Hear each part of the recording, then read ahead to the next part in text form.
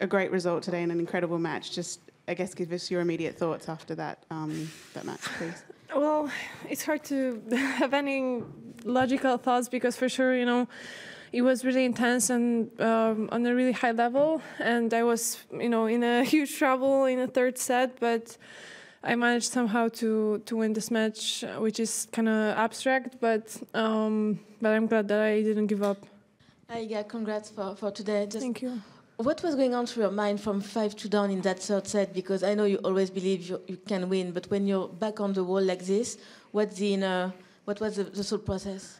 Well, I honestly didn't believe that I can win because I would be pretty naive, but it didn't change the fact that I just tried to do work to play better, and I actually managed to be more focused at the end of the match, which went pretty badly, in first and second set. I felt like I'm not completely, in the zone, and when I was under the biggest pressure, I was able actually to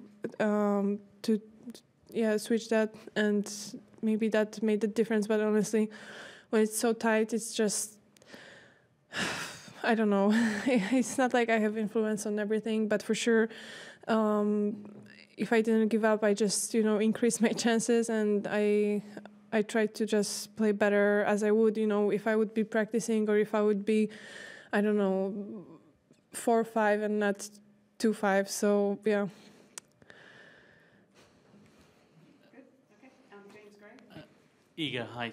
Hey. On said this morning, or this afternoon, I suppose, that she thought this would have been the night match because it's two great champions playing each other and they like to put a big match on at night. I wonder what you thought about that, whether you were surprised about it or whether you thought it kind of deserved a bigger billing. Well, I don't really think about things like that. The tournament also knows that I'm that kind of player that likes to play day sessions, so I'm not gonna, say bad things about that because for me it's always more convenient to play during the day. But obviously tennis is entertainment. But we don't do the schedule. We can only request maybe some stuff. But we don't have much influence on that, so I'm fine with my match being at this time because I didn't finish, at midnight, and I can go normally to sleep. So obviously I could talk about, the fans and everything, but I'm more looking, from my perspective, and this is the more comfortable option for me. So I'll leave that to the tournament to decide which match is going to be night session. You addressed the fan topic in the on-court interview very respectfully. Just to clarify, was it related to the half volley in the third set, or happened it more frequently? And does it happen more frequently at the French Open in relation to other tournaments? Yes, I got the most frustrated when I missed that drive volley because somebody shouted when the ball was flying to me, but I knew that I should be more focused and not let this distract me, but sometimes, it's hard because in tennis we're used to, the stadium being silent during the point. It happened more times, especially before the returns. That's why I wanted to speak out about it, because if it would happen one time, I would just let it go, but I know that French crowd is enthusiastic but for now in tennis we have these kind of rules that there should be more silence in the audience, and I just wanted to point out that it's not easy for us, but I know that French crowd can be kind of harsh, so I don't want to be under the radar right now. So yeah, I don't know if that was a good decision or not, but I hope that they can treat me as a human and we can kind of work on it. Hi, Iga. I just wondered what it is like for you as somebody who's been winning this tournament a lot recently and has been at the top of the game in a period when Naomi has been away from the game and now she's back, and she was in a similar position to you a few years ago. What is it like for you to have her back competing with you on occasions like this? Honestly, I just think about, the journey that she had, and I'm happy that she's back because her tennis, deserves to be on the biggest stages, and she deserves to be there because she has a great tennis. And for sure, it wasn't easy on her. But if she's gonna play better and better, it means that she, did some work to improve. And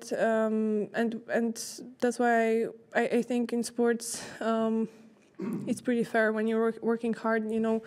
You're gonna see it by the results. So she played amazing today, and I have big respect, for her coming back.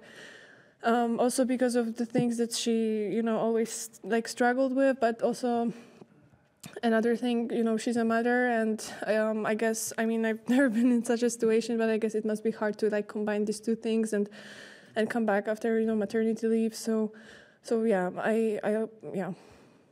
I'm happy that she's back. But maybe we can play not a thriller next time. We'll see. Okay, Barbara? Did she surprise you by the ability that she could play on court? Especially on this court that has been more or less your service and not hers. Because she said she liked to play you on her surface next. Well, she surprised me because even she says that that she's not playing, the best tennis on clay. So I'm not expecting anything before matches, but her shots were really clean and really heavy today. And I think on these courts in Paris, basically they're faster. This is probably the fastest clay. In Madrid, the balls goes faster in the air, but the bounce is pretty high. And here the bounce is more, honestly, these clay courts are the most similar to hard courts. So I think she also used that today. And for sure, I think she improved her game. And yeah, but I also felt like she could play really with no pressure, no expectations. And that's what gave her extra positive kick, I guess. But I don't know, you gotta ask her. Okay, gentleman over there, yeah.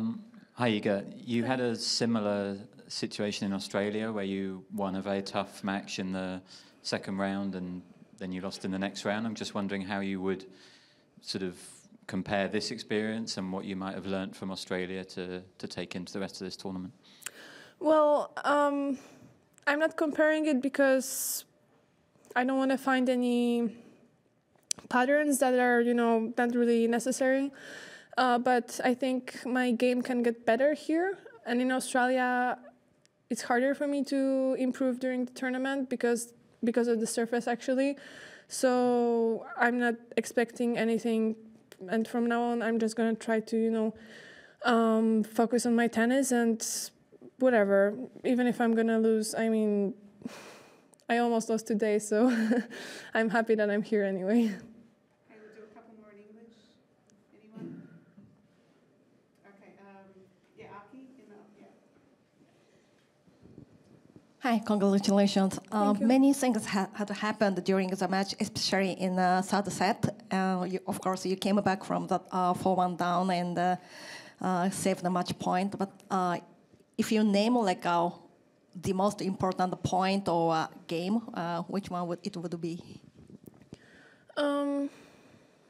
Well, honestly, after such a long matches, I can't really remember. My timeline is messy, But I think in a third set, when I was there 1-5 or 2-5? So probably this one, because I actually could switch my mindset finally and really be more focused. All right, we're going to switch to national language now. Thank you. Thank you.